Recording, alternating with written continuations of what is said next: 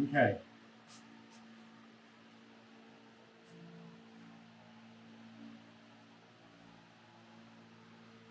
I don't know if I'm gonna be able to. Yeah, so when I took this all apart, what I did was I went on ahead and greased the universal joints and everything on the drive shaft, and take that off. So I did all that, and this thing, I've already checked the oil on it and stuff, but I can check the oil here in a minute, and I'll show you how we do it. Okay. So let me get the drive shaft on.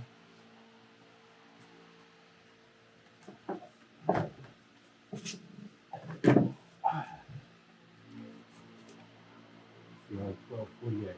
Okay. So here comes the fun stuff. I should have really went out there and did this before I even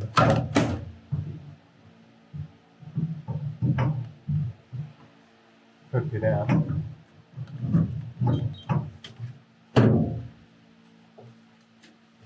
Yeah, which is what I'm going to do in a hurry. I'm going to go on and unhook this. It wasn't that bad.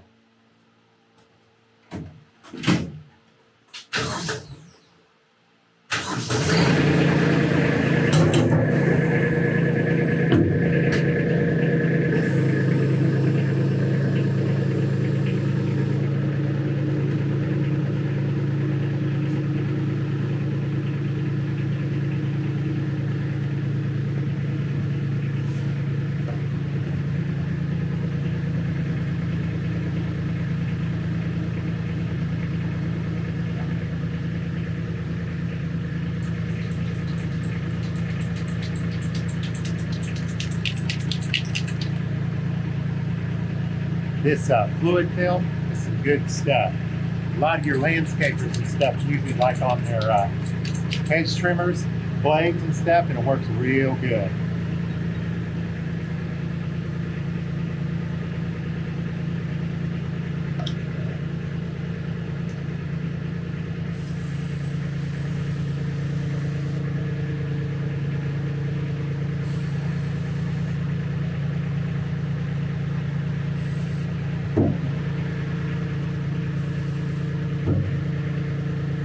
Stuff's weird smelling. It smells like bubble gum.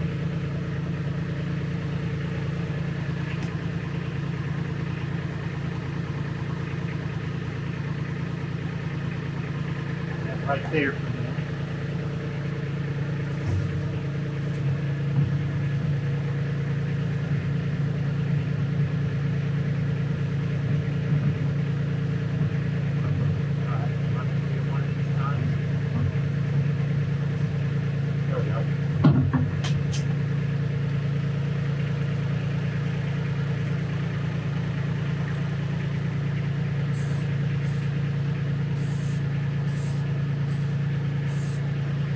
I just put a little bit of lubricant on the plastic so that it moves back and forth real easy on it. There we go. Now,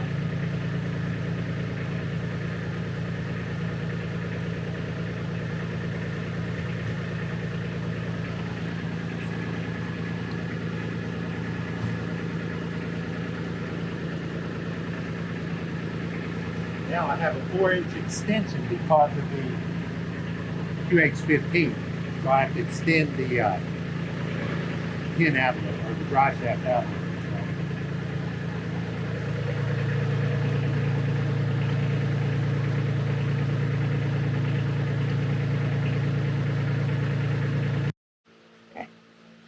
Okay. So there we go. Got it on there. First try. That was good. There we go. Now, check and make sure the whole thing is good and tight on there.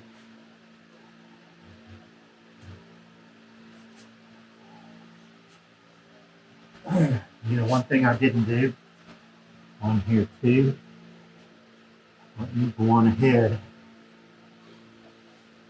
and grease that.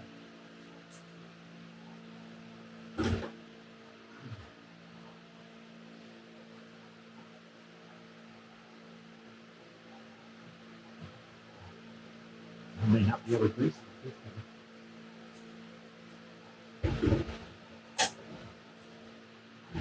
I don't like that locking loop. That's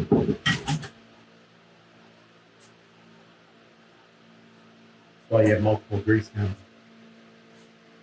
Huh. Tell me about that lock and loop thing. Well, I'm wondering if, see, a lot of times this stuff won't go on there, and what you have to do is you have to get a needle, which is what I think we're going to have to do.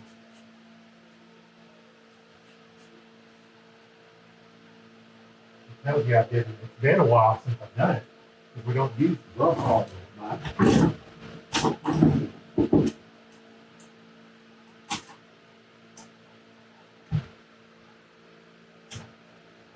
We don't use the brush hog that much since we were mowing across the road.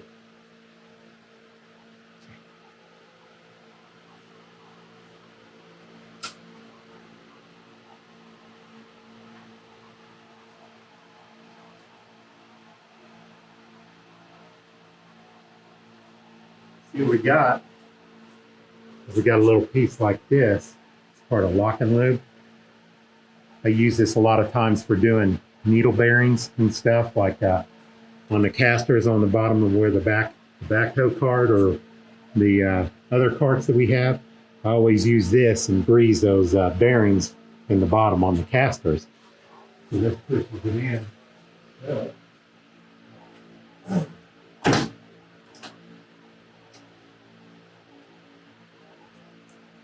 Lock it on the lock and lube. Push that thing down in there, and yep, that's what it is.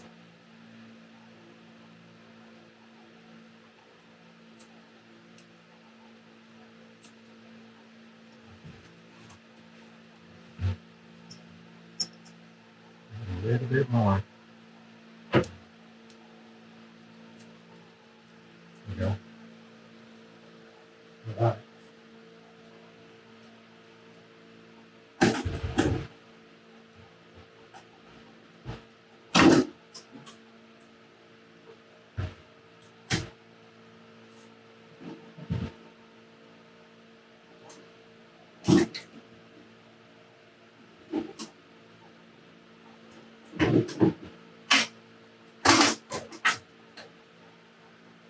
He dropped it in there.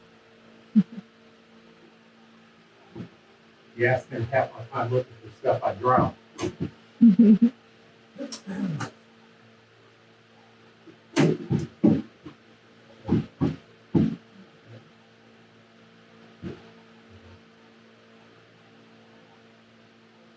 There we go. So we got that. What I'm going to do is I'm going to check the oil level in the gearbox. And I want to be sure that the oil's not milky. Okay? Even though it sits out there underneath the cover, it still gets water on it, as you can tell right here. And you can see right there and right back there, it still gets a little bit of water on it. So,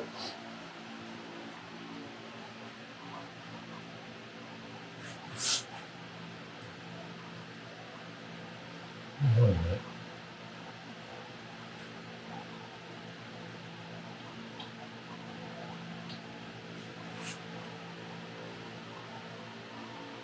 I'm getting old. I'm getting blind. There we go. Let me get them around here first.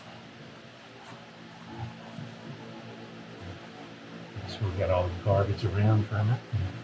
There we go.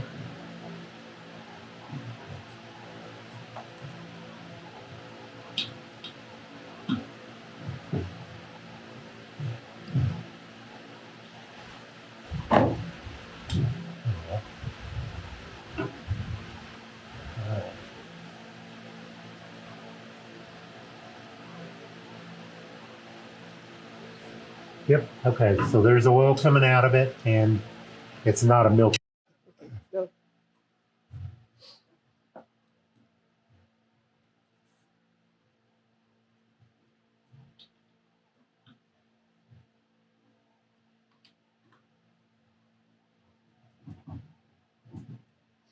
I get it really good and snug. I don't try not to do it too tight, but it's tight for sure. All right, so now that that's level, that's pretty much it.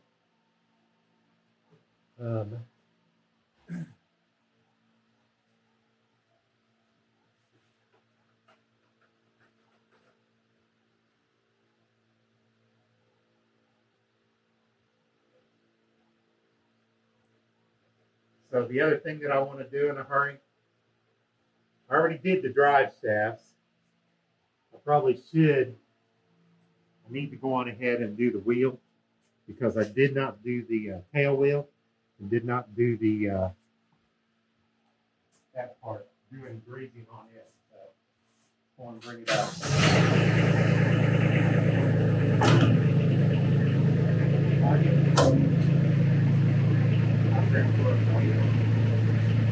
Yeah, that looks pretty good. See how it's getting off of that one? Up down to right there. So that puts the pitch so it'll throw everything out the back. Okay, let's bring it all the way up. He's right here.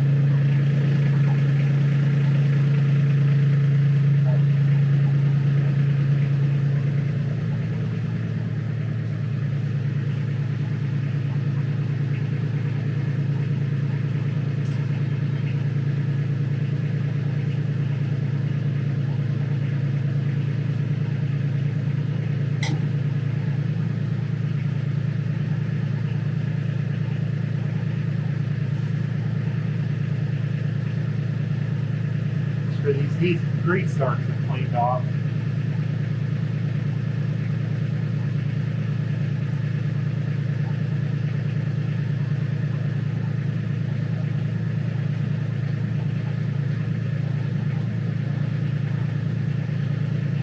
I just kind of spin it around and put grease in it as I go.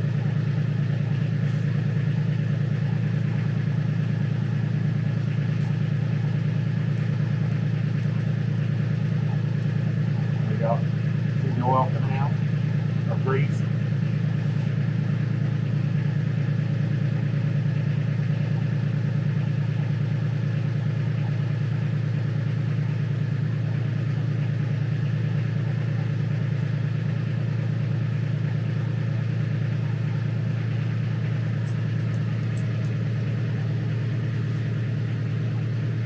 There you go.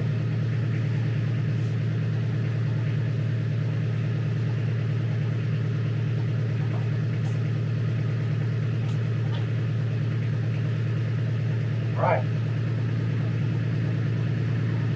That's pretty much it. That's what I do to set it up. So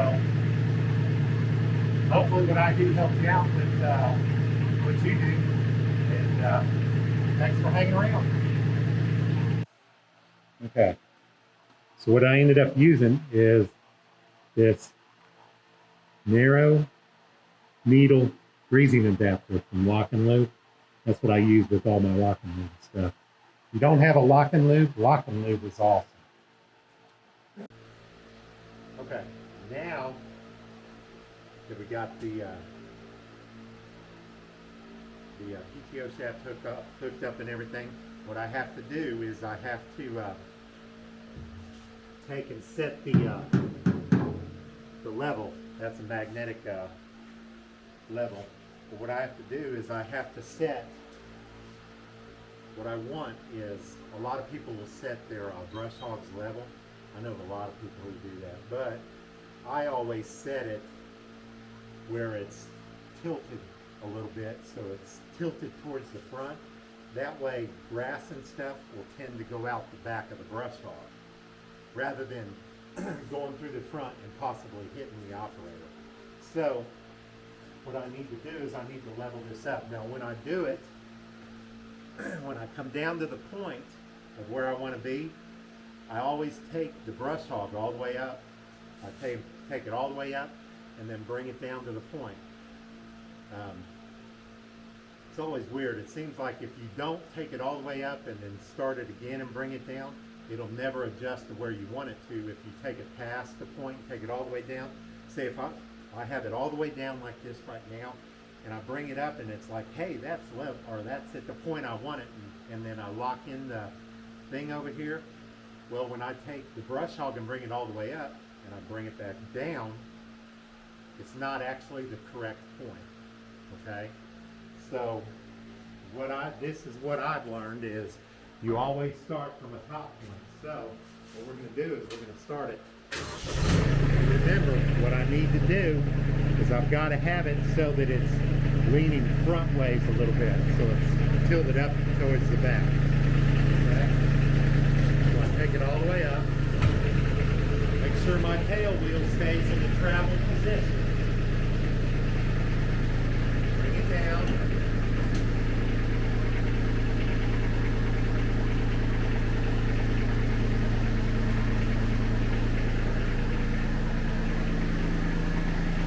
That's just a little bit.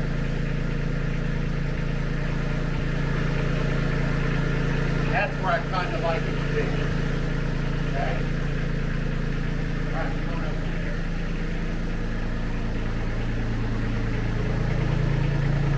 So what I do is I take my adjustment, right? I put it right up against it, and then I usually take it about a 1/16 to an 1/8 of an inch down from the bar.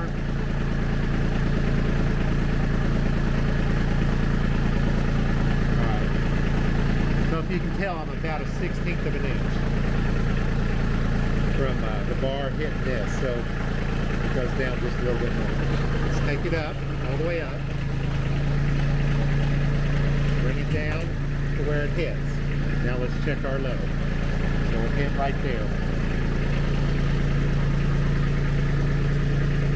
Okay, take a look. It's pretty much where I want it to be on the left. So it's showing that it's tilted towards the front.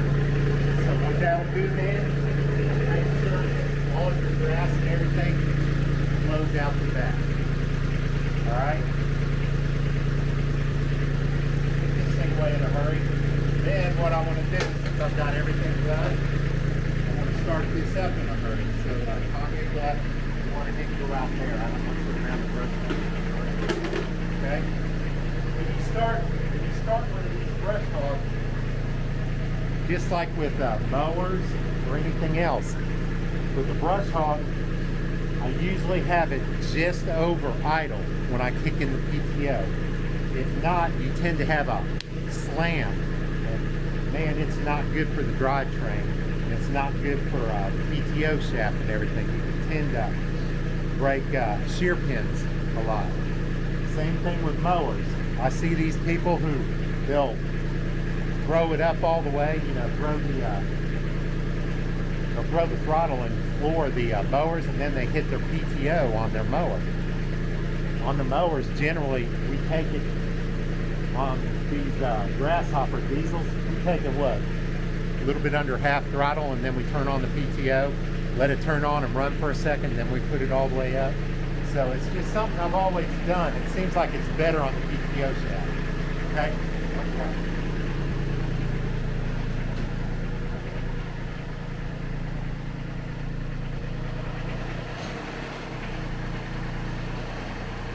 Okay, you ready?